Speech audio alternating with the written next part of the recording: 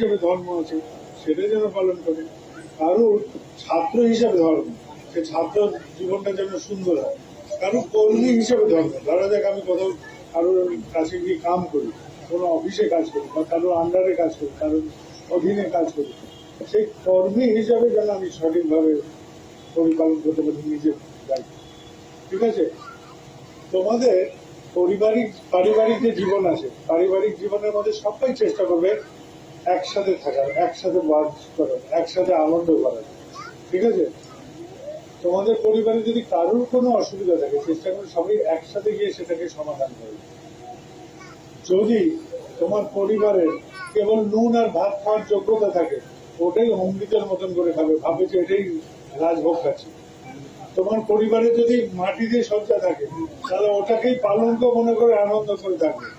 যেদিন যোগ্যতা হবে সেদিন এগিয়ে যাবে, কিন্তু আগেই কল্পনা করে নেবে না যে আমি এটা করতে হবে, আমার জীবনে এটা করতে হবে। কল্পনার মধ্যে বাস করবে না।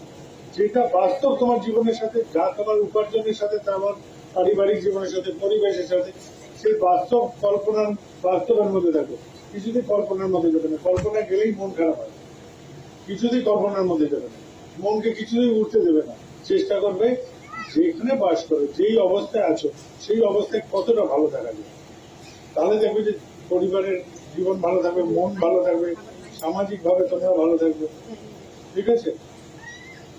এই যে এত সব কর্মকাণ্ড হয় বাড়িতে, কেউ উপার্জন করছে, কেউ খরচ পরিচালনা করছে, তোমরা মায়েরা পরিবারের সবাই ভালো থাকবে এইটাই চিন্তা করো। কিন্তু তার সত্ত্বেও সব চেষ্টা করার পর দেখা যায় কোথাও কোথাও আমি উপার্জন করছি কিন্তু সুখ পাচ্ছি, আমি স্বামীর ঘর করছি, সন্তান নিয়ে মানুষ করছি, কিন্তু কোথাও সুখ পাচ্ছি না, কোথাও যেন অসুবিধা আছে। তোমাদের ক্ষমতার আওতায় যে যে কর্মগুলো আছে, যেটা থাকুক, যে এমনটুকু থাকুক, সেটা করে ফেলবে, দেবে শান্তিতে থাকে। আর যেটা তোমার ক্ষমতার বাইরে, সেইটাকে কিছুতেই হাত দেবে না, সেটাকে ছেড়ে দিবে। যদি ছেড়ে দাও তাহলে সুখে থাকে। বুঝেছ? সুখ আর শান্তি এইভাবে আছে। যেটা তোমার ক্ষমতার বাইরে আছে, কারুর ব্যবহার তোমার ক্ষমতার মধ্যে আছে, নেই, ছেড়ে দে।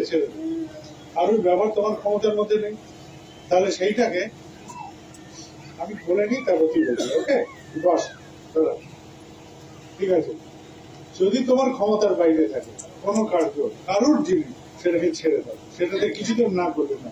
আর যেটা তোমার ক্ষমতার মধ্যে আছে সেইটাকে তোমরা করে ফেলবে, তবে শান্তিতে থাকবে। আর তোমাদের প্রত্যেকের জীবন, এই পোশাক দিয়ে না, জয়গুরু আওয়াজ দিয়ে না, তোমার আচরণ দিয়ে দেখিয়ে দেবে তুমি ঠাকুরের মানুষ। এইটুকু করতে পারবে ঠাকুরের কাজ? সবাই পারবে? কি বললাম আমি? পোশাক দিয়ে না আর জয়গুরু আওয়াজ দিয়ে না, তোমাদের ব্যবহার দিয়ে বুঝিয়ে দেবে মানুষকে, সমাজকে, যে তোমরা ঠাকুরের মানুষ। এইটুকু করতে পারবে? এইটুকু খালি ঠাকুরের কাজ, আর কিছু করতে হবে না। মন্দির বলো, সৎসঙ্গ বলো, সবকিছু হয়ে যাবে, খালি এইটুকু তোমরা করতে পারবে। ঠিক আছে? সবাই ভালো থেকো। আমি আর চলে যাব। তোমরা সবাই এখানে যদি আমার যদি কোনো কিছু রেখে থাকো, খাওয়ার দাওয়ার কিছু রেখে থাকো, সব তোমরা ভাগ করে খাবো। ঠিক আছে? সব মায়েরা তোমরা দায়িত্ব দিয়ে সবার কাছে হাতে হাতে ঠিক আছে? আর যার প্রণামী হবে, যত প্রণামী হবে, সব এখানে ঠাকুরের কাছে দেখা করবে। ঠিক আছে? আমি একটু এই জায়গাগুলো দেখে তারপর আমি এবার বেরিয়ে যাবো। ঠিক আছে? তোমরা সবাই ভালো থেকো। পরমপিতার কাছে তোমাদের সবার মঙ্গল প্রার্থনা করি। ভালো থেকো।